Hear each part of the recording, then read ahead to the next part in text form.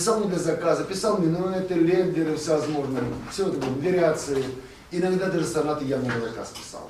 Вот некоторые сонаты играешь, понимаешь, что ну очень спешил Бетховен, надо быстро сдать заказ. Поэтому заполнял таким среднеиздельным материалом, тематическим, конечно. Но понимаете, у гения даже такие вещи есть, потому что материал бывает среднеиздельный у него, а вот как он его развивает, Бетховен довел до совершенства то, что начал Моцарт. Это во-первых. Это, во-первых, господа, мощный контраст, он еще и усилит, казалось бы, куда дальше Бетховен усилит, контраст между частями. Внутри частей, внутри партии, внутри темы. Колоссальные контрасты. Бетховен доводит до совершенства искусство разработки, начатое Гайдном, развитое Моцартом. Он умеет настолько развивать материал в ходе разработки, что то, что означало вначале за здравие, в конце означает за упокой. Все это сделано из одной и той же самой темы.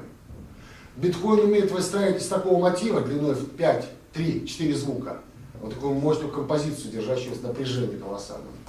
Это великое искусство, доступное очень немногим. Бетховен – это гений развития и преображения, выражаясь по-иностранному трансформации образной. Бетховен доводит до предела масштабы частей в симфониях, сонатах, концертах, в ансамблях. Ну, например, у него соната может длиться 25 минут. Вспомнить времена Генделя, концерт длился 10 минут, а тут соната, сольное произведение, колоссальные размеры. И так будет со симфониями. Бетховен великий музыкант. В каком-то смысле вундеркинд. В каком смысле? Что, ну, парень рано начал играть, рано начал зарабатывать на жизнь музыкой, пораньше, чем вы. Ну, примерно в годы Глюка. 15 лет парень уже играл на органе, на клавесине в соборе. Папу замещали, что папа часто лишнего вина выпивал. И такое тоже было. И, кстати, колотил бедного Бетховена, да, папа, чтобы больше занимался. Так что это не судьба Моцарта. Давай, сынок, занимайся, чтобы стать хорошим музыкантом. Он рассчитывал делать вундеркинда вроде Моцарта, поэтому детство у него было не сладким. Это отразилось на его характере, на его поведении. Ну, как бывает в таком случае у детей, надеюсь, вас судьба их миновала, немного нелюдимы, замкнуты, недоверчивы. Такое было, что судьба его побила. Ну, а потом еще мы все в юности, вот если помешаны на своей внешности, мне кажется, что если у нас недостаток где-то, то все на это смотрят, то всем интересно, как мы выглядим ужасно. Все только и смотрят на нас. Так оказалось Бетховен. А достаток было. Он переболел оспой. Болели все и тогда практически.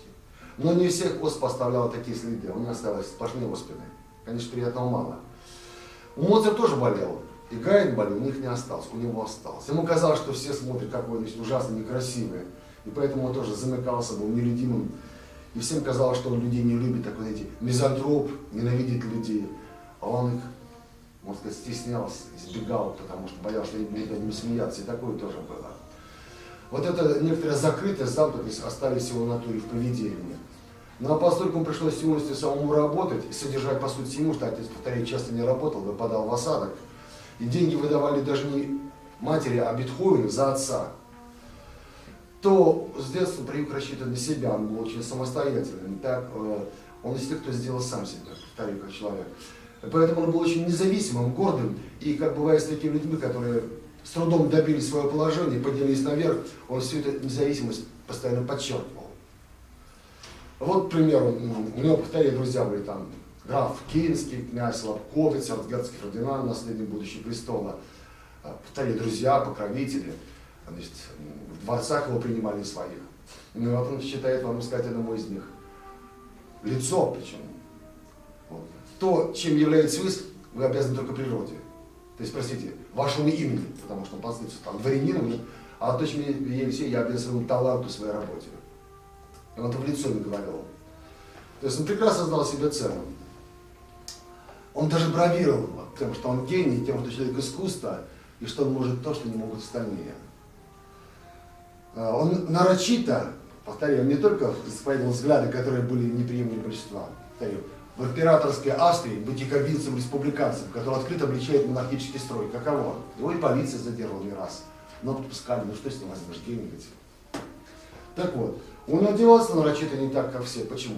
Напомню, 18 век, конец, вот 90-й год. И как одеваются благородные люди, образованные люди. Как одеваются дворяне. То есть короткие брюки, естественно, пилоты. Эти туфли, потом еще парик, Бетховен никакого парика, копна волос обязательно. Либо здесь коса, либо вообще нечесанная такая, как рок-музыкантов. Дальше, длинный редингот, никаких кафтанов, камзолов. Сапоги, а никакие не туфли. То есть нарочито не так, как одевалась аристократия. Свободный, независимый человек. Он там, ну там маленький портретик. Он там изображен, он, который молодой, ему года 21, малоизвестный портрет Бетховена. То есть он своим поведением бросал вызов общепринятым нормам, нравам. Потом, когда он был знаменит, уже жил в Вене, в 10-е годы, можно видеть его портрет. Он ходил по Вене, он мог себе позволить выглядеть как угодно. Какая-то мятая одежда, не свежая, может, сорочка, без галстука в ту эпоху. То есть открытым воротом. Сегодня норма уже 70, 80, а тогда было немыслимо. С непокрытой головой, без шляпы, здесь книга в кармане торчит, никого обращает внимания, есть свои мысли. Это был человек, который настолько был погружен в музыку, что у него в этот момент ничего другого не существовало. Нрав у него был не сладкий, я полагаю, не хотел бы быть ни его соседом, может быть, не его другом, хотя гениальный человек. Потому что мог, если друзья пришли не в попад, то он сочиняет музыку, прийти в ярость, возмутиться, прогнать их. И так мог сделать. Когда он снимал квартиру, а он их только снимал, не было ни собственной удобной квартиры, он в Вене их поменял, наверное, штук 30. Почему так много? Он жил в одном месте, а характер неуживчивый. Я думаю, что ему часто от дома отказывали, домовладельцы. Что вот приходит ему завтрак, ему хозяйка, то есть господин Бетховен, пора что, а он всю ночь не сидел, то есть не спал, он писал, работал. И он есть в порыве работы, в азарте. Вдруг она мешает, заходит. Он ему в ярости в выходе подносит, швырнуть ей же этот поднос. Да как она посмела. Или когда уставала, представьте, по 24 часа работать и работать головой, он мог, чтобы прийти в себя, он мог спокойно брать полный таз воды, ледяной, и здесь же в комнате на себя вылить. Вот. Ну а вода, естественно, потом, говорят, туда польется. Так что не все были в восторге от жильца господина Бетховена. Поэтому Бетховена нет в музее квартиры в городе Вена. Что их там много, чуть ли не на 30 домах пришлось бережить. Он часто менял их. Нрав был, повторяю, крутого. Шуберт, который боготворил его, не раз подходил к его дому, хотел, вспоминал рассказы, стоял с его дверью и уходил, в конце концов, боялся встречи с ним, потому что, ну, вдруг как встретить, вдруг пошли подальше куда-нибудь. Бетховен не только гениальный композитор, Бетховен один из блестящих, величайших исполнителей той эпохи, пианист, но я не игравший совершенно чем Моцарт. Бетховен родился лет на 150 раньше. Ему родился в 60-е годы 20 века. Он бы играл на стадионах, потрясал бы публику без всяких усилительных микрофонов. Потому что был такой, знаете, стадионный, как сказали сегодня, стиль игры. Мощный, рассчитан на огромную аудиторию. Во-первых, на большую, где много людей, а во-вторых, на аудиторию, где сидят люди разные. Тогдашняя публика была кто в салоне, кроме Моцарта? Элита, аристократия, утонченная публика, образованная. Бетховен играл для аудитории, где были все, боярда нищего слепца, как говорится. Поэтому стиль такой, знаете, плакатный, мощный, яркий. Поэтому колоссальное, мощное туше, колоссальный, сильный звук. Это он раздвинул возможность фортепиано. Его фортепиано играет уже фортиссимо 3 форта и даже 4 форта. Такую звучность во времена Моцарта не использовали. Поэтому он фортепиано гудит. Во времена Бетховена музыкальные мастера вынуждены были усовершенствовать инструменты. Потому что прежде не выдерживали силу игры Бетховена. Струны не выдерживали, рамы не выдерживали, клавиатура не выдерживала. Тогда их стали усиливать. Что Бетховен на инструментах эпохи Моцарта играть было невозможно. Не по силу был такой инструмент. Он, по сути, начинает превращать фортепиано в оркестр, что потом доведет до конца Франц Лист. Но начинает это делать Бетховен. Он колоссально раздвигает диапазон фортепиано произведений. 5-6 октав. И все не используются. Особенно нижний регистр. Большая октава, контроктава. Фортепиано не только журчит, поет, а рычит, кричит. Так вот, теперь Бетховен, человек, который испытал, да, он же был еще и преподавателем, и у него были ученики, ну, некоторые вы знаете, некоторых нет, были такие, Рис, например, Фердинанд, самый знаменитый вам известен, хотя, конечно, небольшой музыкант по нашим меркам, вот, это Карел Черный, чешский композитор, пианист, преподаватель, который у нас на итальянский манер, почему зовут Карл Черный, он черный, чех. Да, вот, было у него много учеников, но к нему ходили как к Моцарту, Радислав, я занимаюсь самого господина Бетховена, что так при случае сказать. Талантов было мало, к сожалению. Ну и потом, наверное, было не просто учиться, учитывая вот этот характер. Кстати, о характере. Бетховен был и несчастным, и счастливым человеком. Да, часто влюблялся, был любим, но ни одна женщина не захотела с ним связать свою судьбу. Хотя многие женщины любили. Вот сестры Брунсвик, влюблена была не одна, потом другая, Тереза, Жозефина, музыкальная семья.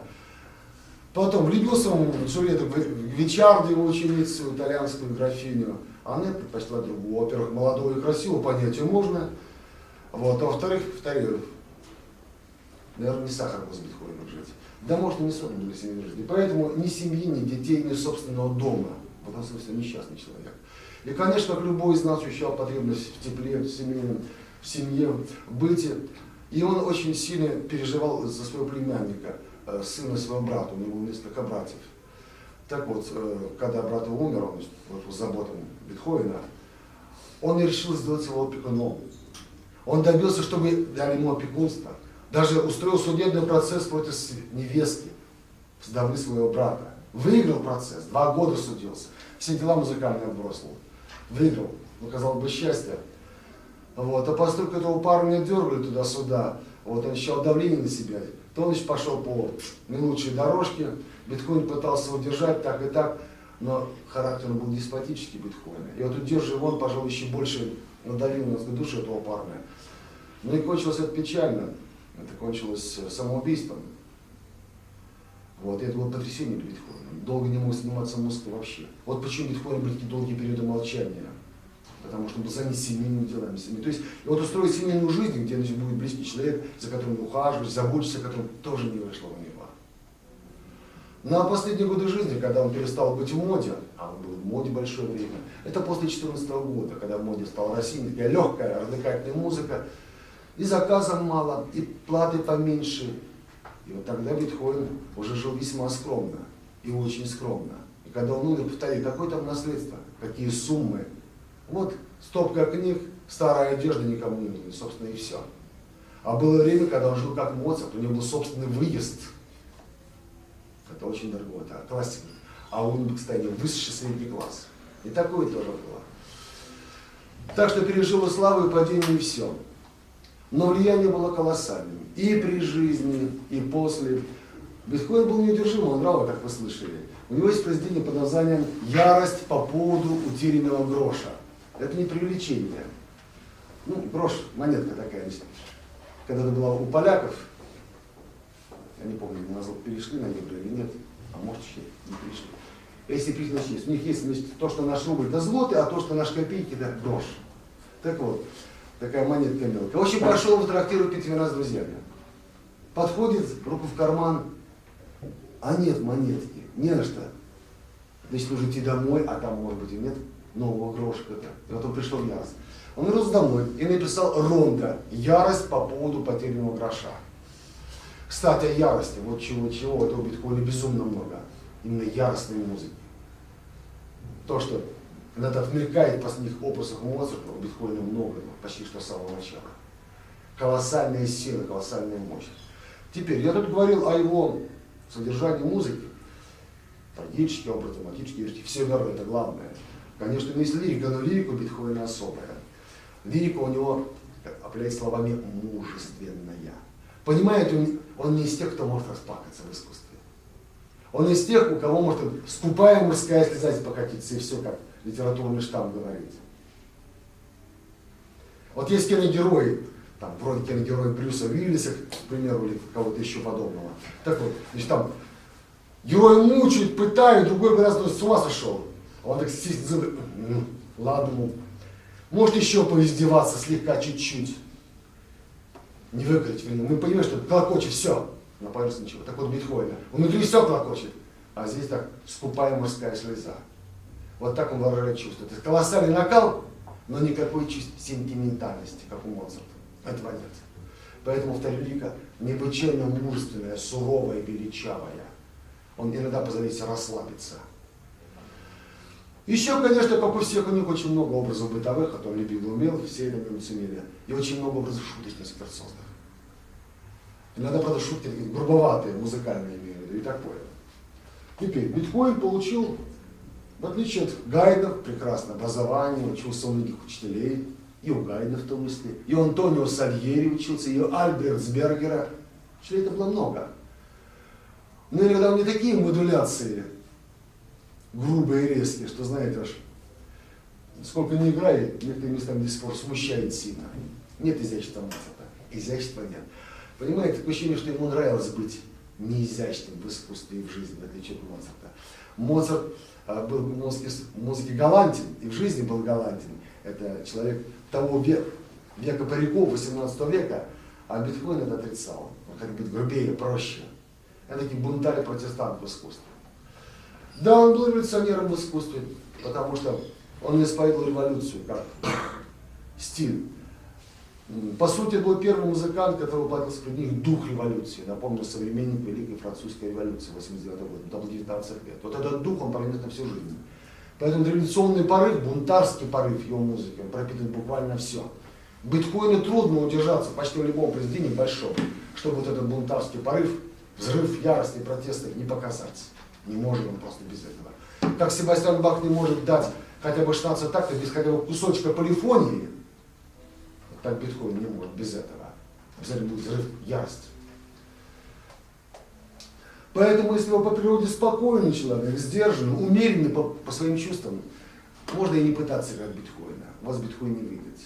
Выйдет Гайдн, например, но не Бетховен. Здесь нужно немного иметь в себе такого же бунтаря, как Бетховен, чтобы быть ему адекватным. Бетховен не только насытил свои произведения образом драматическими, героическими трагедиями. Бетховен преобразил, повторив все жанры. Он, по сути, превратил симфонию в сонату, сонату в симфонию для фортепиано. Он, по сути, превратил концерт в симфонию для оркестра и солирующего инструмента. Он симфонизировал жанры. Да и ансамбли квартеты, гениальные квартеты композиторов превратил в симфонию для 4 струнных музыкантов. Так. Дальше. Бетховен, заметьте, все великие венцы – это провинциалы, выходцы из провинции. Что Гайдн из маленького городка, деревеньки, Рорау, что Моцарт из провинциального Зальцбурга, что Бетховен из провинциального германского Бонна. Они все покорили потом вены, стали венцами. Это, кстати, что я говорю. Заметьте, урожденных венцев среди них нет. Это Шуберт только, самый известный. Так вот. Так вот, он из городка Бонна. Бонн когда-то был, вам это неизвестно уже было, до вас. Бонн был так лет 50 столицей Германии, до Берлина. Пока Германия не соединилась. До 89 года. Да, примерно. Маленький приятный городок, если верить кинокартину, фотографии, меня там не было, поэтому не могу сказать. Семья провинциального музыканта. Так что папа музыкант. Ну, мама пойдет домохозяйка. Куча братьев и сестер. Почему это так важно? Потому что вот эта куча братьев и сестер будет его делать решительно шаг долгое время.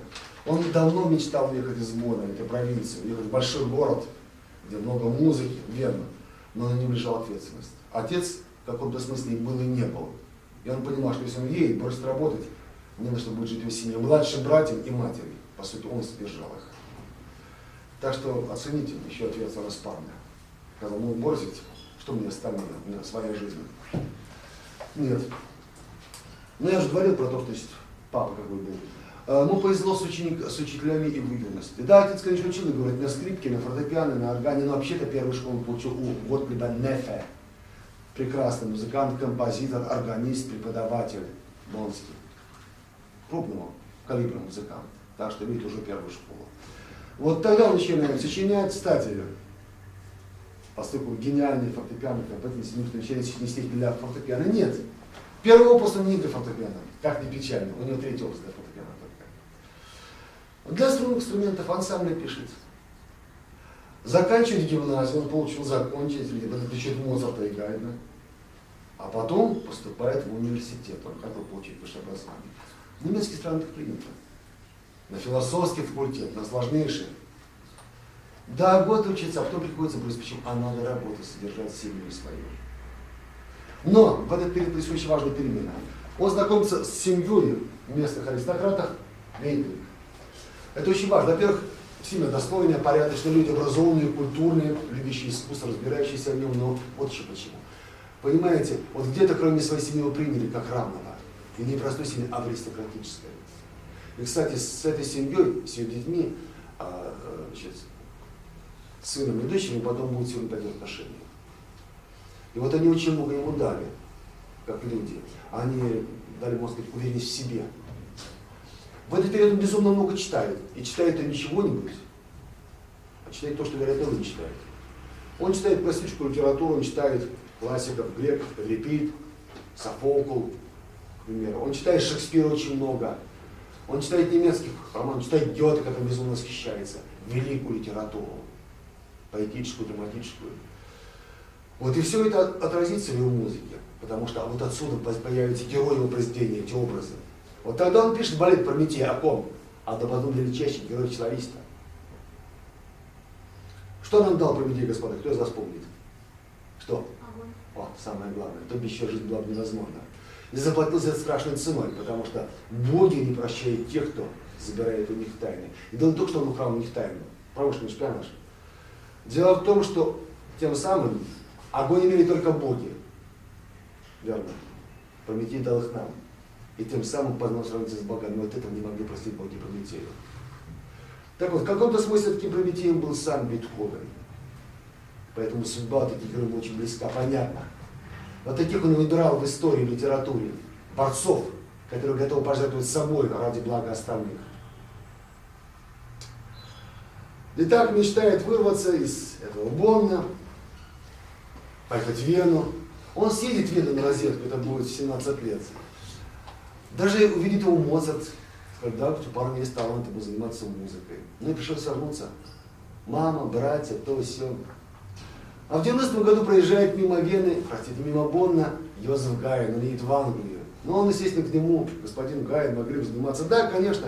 Ну вот, сынок, вернулся из Англии через годик, приезжай в Вену, пришлось еще годик подождать. И вот в 91-м году, лишь когда уже братья повзрослели, могли себя постоять, отправляется в Вену.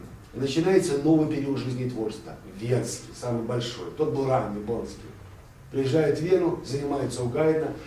Отношения не очень сложились, потому что, ну они очень, представьте, Бетховен 70-го года, Гайен 1832-го. Он ему во внуки уже практически годится. Так вот, к тому же, бунтарь по натуре как человек и музыку хочет писать другую. Поэтому напряженные отношения. И Бетховен потом жал, что Гайен с ним мало занимался. Вот. Но оказался благодарным учеником. Он потом ушел от Гайена. Но он писал первые свои сонаты. Хорошие, кстати, сонаты. И в гайденовском стиле написано. Но ему показалось мало этого. Итак, позади Нефе, немного занятий с Гайдом, потом он занимается Сальери ему очень много композитора. Потом Энгельсбергера, австрийского композитора, друга Моцарта, кстати, блестящего органиста. У него занимается, так что школа у него ого-го была такая. Поэтому ему удаляться немного. Грубовато иногда. Так. И вот в первый венский период он уже становится известным как виртуоз, который играет необычно, не так, как играли все. Он сочиняет музыку, он пишет сонаты, пишет ансамбли, да? Да, пожалуйста. Он пишет концерты, и произведения тоже приносят известны. Но прежде всего он известен как блестящий виртуоз, который покорит публику. Игра он потрясающий. Если говорить современник, смотри. Аудиозапись еще не изобрели. Так вот. Это первый венский период достижения мастерства самобытности. Кстати, влияние испытывают многие сильно не только, вот, понятно, Моцарта, Гайена, естественно, вот, но влияние других композиторов. Не надо думать, что если гений, то он ищет влияние только равных ему. Такого не бывает, господа. Как сказала одна поэтесса, знаменитая, по имени Анна Ахматова, когда вы знали, с какого ссора растут стихи. Вспомни, кто влиял и на Моцарта. Иоганн Кристиан. Тогда он знаменит, а сейчас мы его мало знаем, потому что его музыка даже близко не стала к Моцарту, так сказать. Верно, Михаил Гайен, не у меня даже Йозеф Гайен. Так и здесь. Так вот, например, сильное влияние французских композиторов, Мигюль, Госсек, Черубини, франко-итальянские композиторы. Очень большое влияние на его музыку оказали. Так, и вот 800 год, большое событие. Он пишет первую симфонию. И с этого момента подписывается: я, Бетховен, компонист по-немецки. Композитор — французское слово. Немцы не употребляют галлицизмов. Они говорят немецком, поэтому компонист. Начинается новый, второй венский период. Да. И вскоре в этом новом жанре он достигает полная зрелость. И вообще вот в этот период, второй венский, Бетховен, это Бетховен зрелый, это великий мастер, мощный. Полная самобытность, полное мастерство и зрелость. Ему есть что сказать людям. Бетховен именно нарицательным искусством, вот еще почему. Ну, наверняка вы там слышали, Бетховен был болен, глухотой. Да. Это не значит, что он сразу был глухим. Еще, чтобы постепенно терял слух в течение 10 лет и окончательно потерял, и потом не слышал. То есть, примерно треть своих произведений написано Бетховеном с человеком слабым и все более слабеющим слухом. А последние вещи, шедевр, написан человеком глухим, который ничего не слышит. Вот это потрясает. И при этом эти последние опусы великие опусы. Хотя, конечно, не слышите, это ужасно. И вот почему 5 сонат у Бетховена, 32 соната, кто забыл, последние 5 сонат из опуса выше сотни, 101, 123 и так далее. Запомните, почему? Потому что эти 5 сонат, самое сложное для слушателя, самое сложное для исполнителя, для рук и для головы. Их безумно трудно играть. Любой нормальный пианист, когда решает переиграть Бетховена, там, бодро и немедленно идет от начала до конца, идет, дошел до 27-й сонаты, встал перед 28-й, у него опустились руки, и он повернул назад. Дальше очень трудно пройти. Я честно пытался продраться сквозь 28 и 29 и не смог до конца доиграть. Не хватило рук. Остальные все проиграл для себя, чтобы знать их. Может, вам хватит, не знаю. Безумно сложная музыка, потому что писал человек, который не слышал, который лишь мысленно представлял, как она звучит. Так, Бетховен был блестящим пианистом, но не был дирижером. Не его была стезя. Вот хорошим, блестящим Иглесиас он был Гай, например. Вебер был великим, Бетховен не был. Вот поэтому, значит, не его это была профессия. Но теперь представьте, вы музыкант, вы человек, вы молодой, в рассвете сил, и вот вам врачи сообщили: о, у вас слух-то, уши-то больные, вы скоро слух потеряете. Каковы, сказать, музыканту, для которого музыка это все. Он это узнал 34 года. И узнал то, что существующие методы не позволят заменить положение. То есть вылечить не смогут. И даже остановить не смогут. Так же не будет. Будет это хуже до полной потери слуха. Это ему сказали, вот каково с этим жить. А для него музыка была все. И вот когда он об этом узнал, он пришел в полное отчаяние и решил: все, жизнь кончена. Он решил застрелиться. Я написал письмо, завещание братьям. Написал это в маленьком пригороде Вены. Сейчас это уже Вена, на трамвае можно ехать. Тогда это был пригород, ну как там, Тавага или Марха. Хайлигенштадт. Почему он там? А там было курортное местечко, он там пытался лечиться. Хайлигенштадтское завещание. И вот это документ потрясающей силы, где он первый раз раскрывает свою душу. Оказалось, что он любит людей, но он боится страницы, потому что боится, что они осмеют его, будут непонятым ими. Раскрывает душу, говорит о своих причинах, мотивах. Вот написал завещание, а потом происходит удивительное. В таком состоянии эффекта, как он был, в общем-то легко застрелиться. Ты можно чего решить, не робкого десятка. И он тогда решил: судьба мне бросила вызов. Вот если человек сильный, я его приму, я выдержу. Я одолею. Если я слабый, я уйду из жизни. Я приму вызов, попробую остаться жить, быть музыкантом, будучи полуглухим, а потом глухим. И вот он остался жить и написал после этого свой шедевр, симфония номер 3. Воплощение музыки силы, мужества, стойкости. А дальше пошел оглох. Это страшно. Он первый знаменитый музыкант, который оглох, но не последний. Сметана, скажем, бедняга тоже оглох. Тоже писал половину своей музыки полуглухим, а потом совсем глухим. Вот, но вот пример такой душевной стойкости, конечно, Бетховен потрясает. Поэтому в истории музыки, как понятие уже нарицательно, вошло выражение Хайлигенштадтское завещание. Не только как документ, а, повторяю, как свидетельство мудрости человека, который принимает вызов судьбы. Так, постойте, у нас сегодня, господа, последний месяц. Итак, через 25 дней день будет увеличиваться. Еще раз поздравляю. Видите, 1 декабря, 35 градусов. Так, кого мне проще сказать? Кириенко. Так, Кириенко. Как сказали? Точно, Сох. Так, Кириенко. Кого еще? Которая Жанна, да? Оставили здесь. Итак, господа, прочитайте описание жизни на творческом пути Рюдинга, Ван Бетховен. Кстати, Ван, почему? А дедушка-то был голландец, фламандец, вернее. А? Писать ничего нет, прочитать надо. Да, прочитать. Так вот, отсюда эта приставка, это типичная фламандская приставка. Почему это так важно? Потому что характер у Бетховена не немецкий. У него фламандцы на такой очень даже буйный. Кто не слышал про Тилю Шпигеля? Да, бедное поколение, чего вы читаете? Как бы вы знали. Ну ладно, может и прочитаете. Вот у него такой же был буйный фламандский характер у Бетховена. Поэтому и музыка такая буйная, страстная, не немецкая музыка. Хотя это великий немец.